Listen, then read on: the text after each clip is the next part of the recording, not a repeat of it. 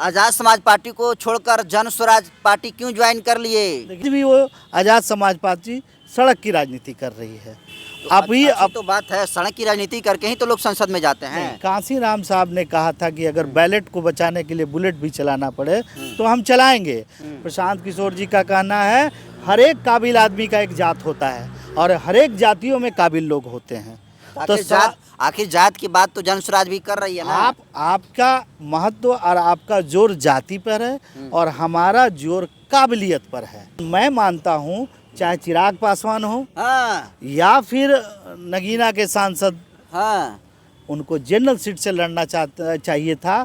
अगर उनके दलितों में अगर वाकई पकड़ है तो 40% वाले नहीं, अगर उनको जानकारी है तो मैं बता देता हूँ। बिहार को ये लोग मूर्ख बना के रहे हैं, चला के जात पात धर्म की यारी, सबने लूटा बारी बारी। बिहार विधानसभा चुनाव को लेकर सारी पार्टियां जो है अब दमखम के साथ चुनावी मैदान में उतरना शुरू कर चुकी है। इस कड़ी में आपको बता दूं कि जन स्वराज भी लगातार लोगों के बीच में जनसंपर्क कर रहे हैं और लगातार लोगों के बीच में जनसंपर्क करके जो चुनावी रणनीति है उसको आगे बढ़ाने का काम कर रहे हैं। इस कड़ी में कैमरे में जो आपको शख्स दिखाई दे रहे हैं, इनका नाम जो है वीरेंद्र भास्कर जी हैं और ये जन स्वराज के अभी जो है मजबूत नेता के तौर पर पूरे बिहार भर में देखे जा रहे हैं। लेकिन वीरेंद्र भास्कर जी का एक और परिचय ये भी है कि ये पहले आज़ाद समाज पार्टी के प्रदेश प्रवक्ता भी थे और ये गया की एक जनरल सीट है, गरुआ विधानसभा की सीट जो कि जनरल सीट है, वहाँ से इनकी लड़ने की भी बातचीत हो रही है।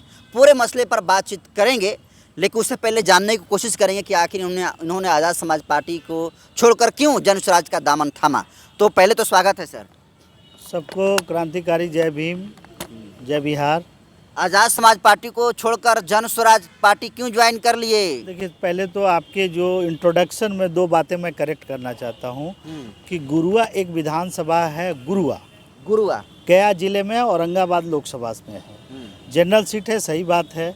आपने जनरल सीट क्यों कहा मुझे नहीं समझ में आया।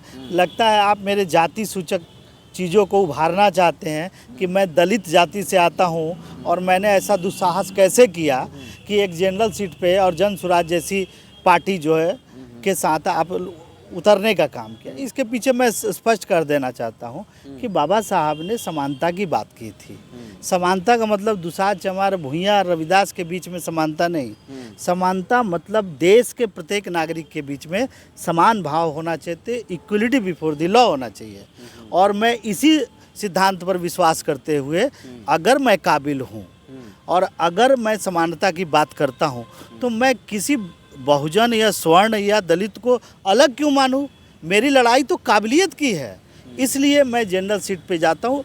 जबकि अभी देखा जाता है कि बिहार में एक मानसिकता है कि बड़े पैसे वाले बड़े पढ़े लिखे लोग भी जो है कहीं ना कहीं वो जाके वो रिजर्व सीट से लड़ते हैं।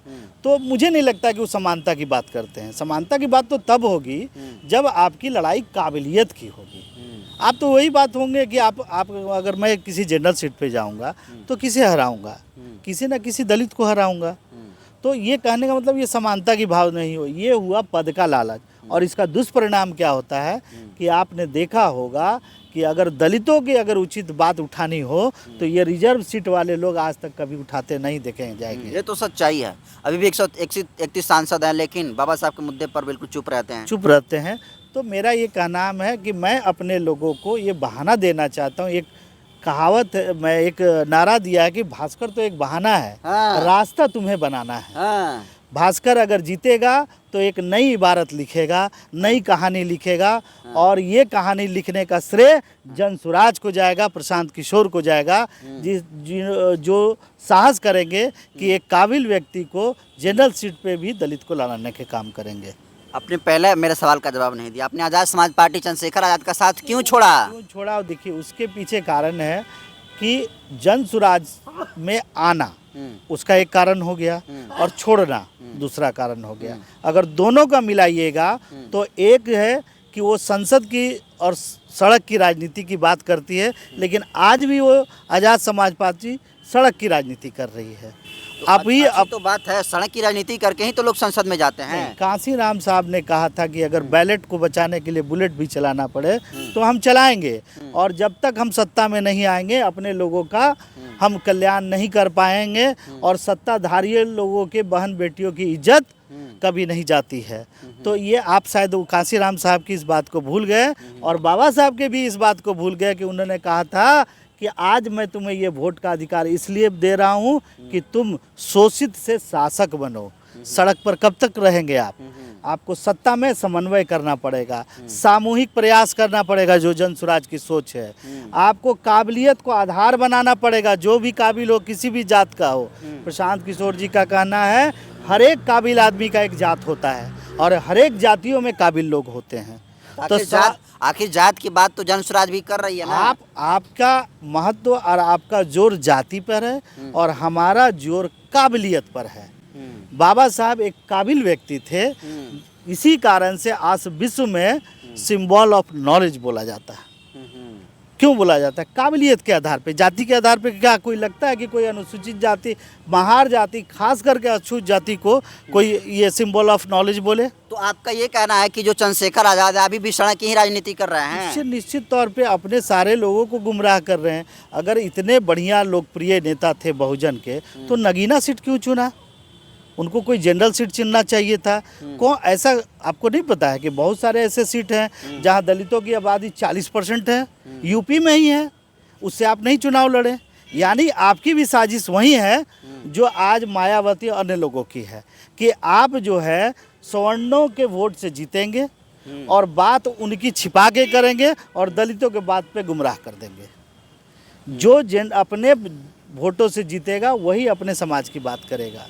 तो मैं मानता हूँ चाहे चिराग पासवान हो या फिर नगीना के सांसद, उनको जनरल सीट से लड़ना चाहिए था। अगर उनके दलितों में अगर वाकई पकड़ है तो 40% वाले नहीं, अगर उनको जानकारी है तो मैं बता देता हूँ। तो ये चैलेंज है आपका कि ये जो रिजर्व सीट है उसको छोड़ें और इनके पास सही में अगर वोटर है तो ये जनरल सीट से चुनाव जीत कर दिखाएं। क्या बोल रहा हूँ कि बिहार को ये लोग मूर्ख बना के रहे हैं, चला के जात पात धर्म की यारी, सबने लूटा बारी बारी। जनक चमार जी कभी ढोल बजा के कहते हैं कि तिलक तराजू और तलवार उनको मारो जूते चार, और आज जो है राम नाम जपने लगे। तो सवाल ये है कि ये अवसरवादी लोग, इनका कोई सिद्धांत नहीं है। और मैं जो सवाल उठाया कि अगर इतने ही काबिल चिराग पासवान जी हैं तो उनको औरंगाबाद सीट से आए, वहाँ दलितों की आबादी 36% है सांसदी में, 36%। यहाँ 30% पे आप चुनाव जीत जाते हैं। अगर दलितों के नेता है तो आए, अगर जीतन राम मांझी दलितों का नेता है तो आए औरंगाबाद सीट पे। आप नहीं आएंगे। आप ये करेंगे कि किसी दलित सीट पे जाएंगे, किसी कमज़ोर दलित को दबाएंगे और अपने खुदाएंगे और अपने बेटा पतो और भाभी भौजाई या भैया को आगे निकालेंगे, समाज को नहीं निकालेंगे। लेकिन जिस पार्टी से जन स्वराज से आपने लड़ने का ऐलान किया है और घूम रहे हैं अपने विधानसभा में लगातार, ये पार्टी का तो उपचुनाव में जमानत जब्त हो गया था, चेहरा दिखाने लायक नहीं थे प्रशांत पांडे जी, और आप उन्हीं के पार्टी से चुनाव लड़ने के लिए जो है लाइन में खड़े हैं। गुस्सा क्यों हो रहा है? गुस्सा नहीं है, जो सच्चाई है। जमानत नहीं जब्त हुआ था। आपने जमानत जब्त हुआ था कि नहीं जब्त हुआ था? आप जो है सत्य का एक पहलू दिखा रहे हैं। कोई ऐसी पार्टी अभी बिहार में नहीं थी जो पहले इलेक्शन में 10% ले आई हो और राज्यकृत पार्टी बन गई हो, पहला चीज। और यही पार्टी है जो पहले ही चुनाव में दूसरे नंबर पे इमामगंज में आ गई थी। ये अलग पहलू है कि 2 सीटों पे जमानत भी जब्त हुई थी। तो आप एक पहलू की चित क्यों बात कर रहे हैं, पट की बात क्यों नहीं कर रहे हैं? ये आपका पक्षपात है। हम काबिलियत को आधार मानते हैं। पक्षपात तब है प्रशांत पांडे जी का कि बनाए थे करवा प्रदेश अध्यक्ष बनाए थे मनोज भारती जो थे अभी प्रदेश अध्यक्ष जन स्वराज के। मनोज भारती जी कहिए, उसको मिस इंटरप्रिटेशन ऑफ फैक्ट्स मत कीजिए। मनोज भारती और पांडे जी कौन है? प्रशांत पांडे आपके राष्ट्रीय अध्यक्ष। कहाँ लिखा हुआ है? कहाँ लिखा हुआ है? कहीं पर है? डॉक्यूमेंट्स प्रूफ है आपका है? पांडे नहीं है वो। नहीं, वो क्या है वो छोड़ दीजिए। मेरा नाम वीरेंद्र भास्कर है। तो क्या लगता है सर, कितना चैलेंजिंग भरा चुनाव है आपका ये बहुत ही चुनाव चैलेंजिंग का है। हमारे पार्टी के अंदर में भी बहुत सारे भावनाएं उठ रही है कि ये कैसा दुस्साहस है कि एक जनरल सीट पे कोई दलित आके लड़ता है। एक ने तो यहाँ तक बोला कि ये तो बेईमानी है, इनके लिए तो रिजर्व सीट है और ये हमारे हिस्से का ये खा रहे हैं। इस तरह की मानसिकता है खैर इन सब मानसिकताओं से लड़ते हुए इसी को प्रगतिशील सोच कहा जाता है और इसी को सही सोच, सही लोग और सामूहिक प्रयास से हम इन भ्रांतियों को और भ्रामक विचारों को दूर करने का प्रयास किए और यही मेरा प्रयास है इस गुरुआ विधानसभा चुनाव में। एक आखिरी सवाल, क्या लगता है जन स्वराज आपको टिकट देगा जनरल सीट से? वो भी देखिए, ना देने का कोई सवाल नहीं उठता है, सवाल काबिलियत का है। तो काबिलियत का जो उनका मानदंड होगा उन मानदंडों पे मैं खरा उतरता हूँ। अगर नहीं देते हैं तब तो वो आप कह सकते हैं कि वो बहुत सारी पार्टी आरजेडी, बीजेपी, जेडीयू, उनको क्यों नहीं चॉइस किया? आप एक बार नई नवेली पार्टी को क्यों चॉइस? मुझे आप थोड़ा सा तेजस्वी यादव से एक ले लीजिएगा, एक इंटरव्यू ले लीजिएगा, आप कुशवाहा जी से ले लीजिएगा, आप ले लीजिएगा जेडीयू के अध्यक्ष से कि आप कौन सी सीट पे, जनरल सीट पे किसी दलित को लड़ा रहे हैं। आप एक स्टेटमेंट दे दीजिए कि मैं लड़ा नहीं। सवाल है, आप जाके कर लें किसी भी अथी से। तो ये इनमें साहस नहीं है। ये दलितों को दलित बना के रखना चाहते हैं, भारत का प्रतिष्ठित नागरिक बनाना नहीं चाहते हैं। काबिल को ये काबिल नहीं, काबिल को जात में समेटना चाहते हैं, जिस बात का विरोध भास्कर करता है।